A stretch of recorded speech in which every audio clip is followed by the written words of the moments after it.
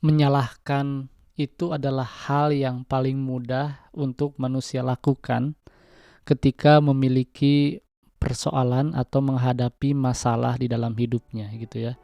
Ya terutama menyalahkan orang, menyalahkan Tuhan, dan menyalahkan apapun yang ada di depan mata.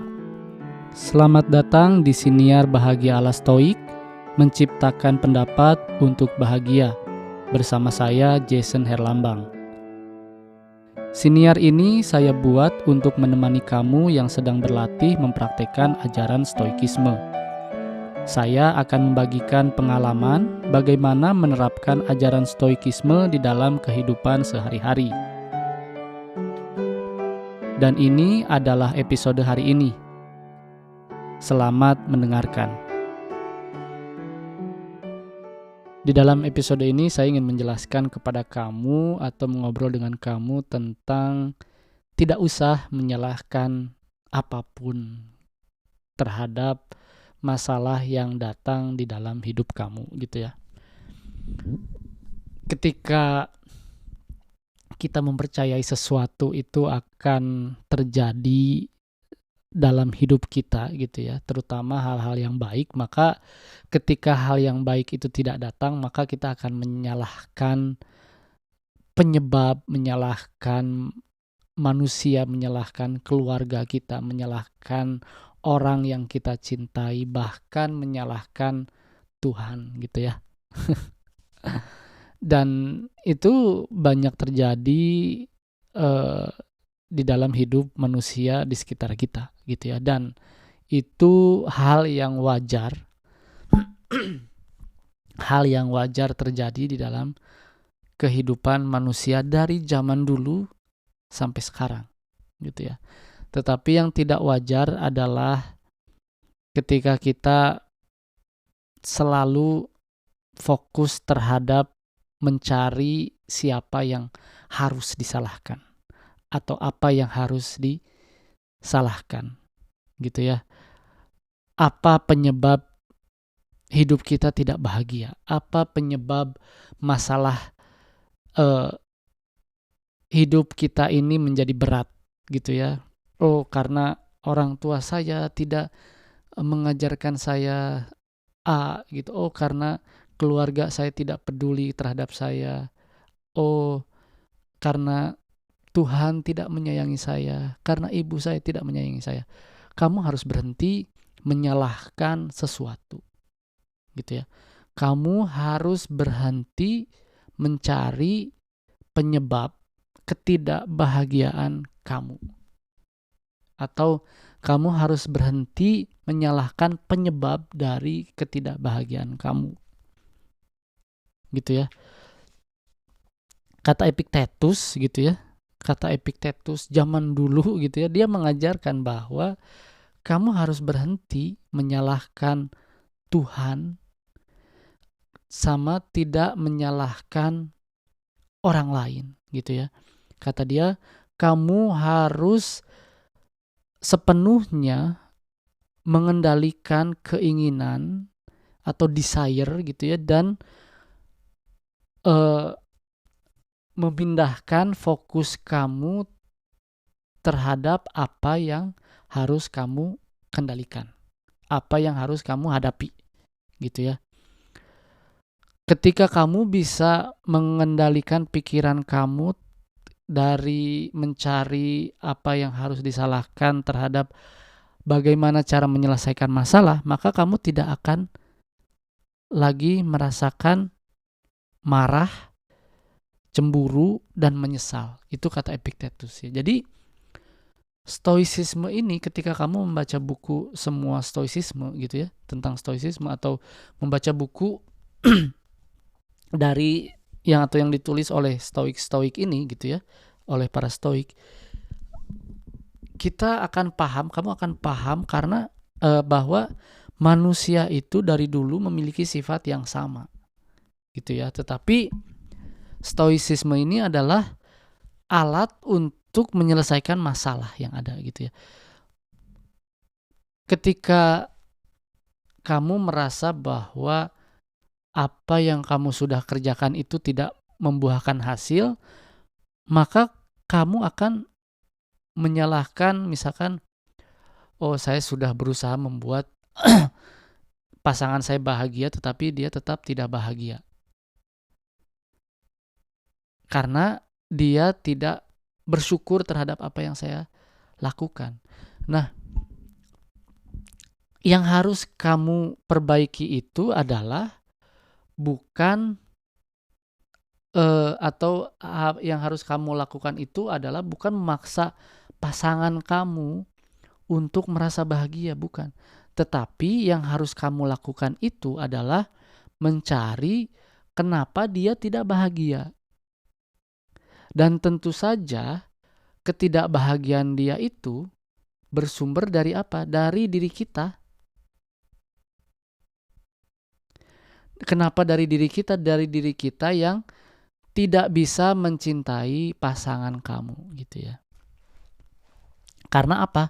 Karena dalam stoicisme itu mencintai itu tidak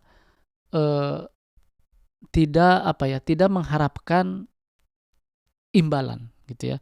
Dalam stoicisme itu lebih besarnya itu kita harus melakukan sesuatu tanpa memikirkan timbal baliknya gitu ya. Yang harus kita lakukan itu adalah melakukan hal yang tepat. Ketika kita mencintai seseorang, hal yang tepat yang harus kita lakukan itu yang mencintainya gitu ya. Mencintai seseorang yang kita cintai. Ketika orang yang kita cintai itu merasa tidak bahagia, merasa tidak hidupnya tidak bahagia, itu bukan urusan kita. Ngerti nggak maksudnya? Kita itu, ini contoh yang mudah tetapi sulit untuk dipraktekkan gitu ya. Saya ini adalah pernikahan saya kedua gitu ya. Dan saya paham bahwa yang harus saya lakukan itu adalah mencintai pasangan saya secara utuh. Maksudnya apa? Secara utuh itu bukan memberikan dia barang, memberikan dia perhatian, memberikan dia segala sesuatu hal yang tidak bisa kita kendalikan. Tetapi saya paham bahwa yang harus saya berikan itu adalah waktu, dan yang harus saya lakukan itu adalah tidak menuntut orang yang saya cintai itu melakukan apa yang saya inginkan. Gitu ya. Ini terjadi di banyak banyak hubungan gitu ya. Ini adalah salah satu contoh untuk kita agar kita tidak menyalahkan orang lain terhadap masalah yang kita hadapi gitu ya. Contoh misalkan kamu sudah menikah nih. Kamu merasa pernikahan kamu tidak bahagia karena pasangan kamu itu memiliki sifat yang jelek gitu ya. Sifat yang jelek. Nah, sifat yang jelek itu hanya berada di dalam pikiran kamu sebenarnya. Itu adalah opini gitu ya. Opini yang berada di dalam pikiran kamu. Maka kamu harus memperbaiki opini tersebut gitu ya. Pasangan kamu itu tidak sempurna karena kamu itu merasa tidak bahagia karena pasangan kamu memiliki sifat yang jelek. Nah, sifat yang jelek itu adalah opini. Karena jelek dan baiknya itu adalah persepsi saja gitu, opini kamu saja gitu ya. Ketika istri kamu bangunnya siang, tidak pernah masak, tidak pernah nyuci baju gitu ya. Dan itu kan bisa jadi hanya opini kamu saja. Ketika kamu pergi bekerja misalkan, semua yang ada di dalam rumah itu istri kamu kerjakan gitu ya. Maka sebenarnya ketidakbahagiaan itu hanya berada di dalam opini kamu. Maka yang harus kamu perbaiki itu adalah opini dulu pertama ya. Lalu yang kedua adalah melakukan hal yang tepat, yaitu mencintai pasangan kamu tanpa mengharapkan dia itu berubah menjadi apa yang kamu inginkan, gitu ya. Sama seperti saya, misalkan saya sama istri saya, ya sama si Cinta gitu, dua-duanya orang bekerja gitu ya. Dan bekerja untuk apa? Untuk hidup kita. Dan di rumah itu saya tidak memperlakukan dia menjadi kayak harus bersih-bersih, yang nggak harus gitu. Kadang saya merasa karena ya kita itu manusia gitu ya. Pulang kerja capek ya pengennya tidur. Ya udah, ketika dia punya waktu pun dia beres-beres gitu ya. Dan ketika saya punya waktu pun saya harus beres-beres gitu ya. Tidak usah menyiksa diri kamu dengan opini-opini yang tidak baik gitu ya, bahwa oh pasangan saya itu malas, pasangan saya itu tidak pernah beres-beres gitu ya. Percayalah, stoicisme juga mengajarkan bahwa kita itu harus tahu bahwa manusia itu tidak ada yang ingin menjadi manusia malas. Yang ada adalah mereka itu belum tahu bagaimana caranya memperbaiki diri mereka. Maka yang harus kita lakukan adalah mencintai, bukan menyalahkan. Mencintai apa yang kita lakukan, bukan menyalahkan kepada penyebab apa yang kita dapatkan. Gitu ya. Mencintai pasangan kita, bukan menyalahkan pasangan kita terhadap ketidakbahagiaan rumah tangga kita. Gitu ya. Mencintai orang tua kita, bukan menyalahkan apa yang mereka lakukan di masa lalu. Gitu ya. Jadi berhenti menyalahkan dan fokus terhadap apa yang harus kamu lakukan, yaitu mengendalikan opini dan mencintai hal-hal yang harus kamu cintai, gitu ya. Jadi demikian episode kali ini, sampai jumpa di episode berikutnya.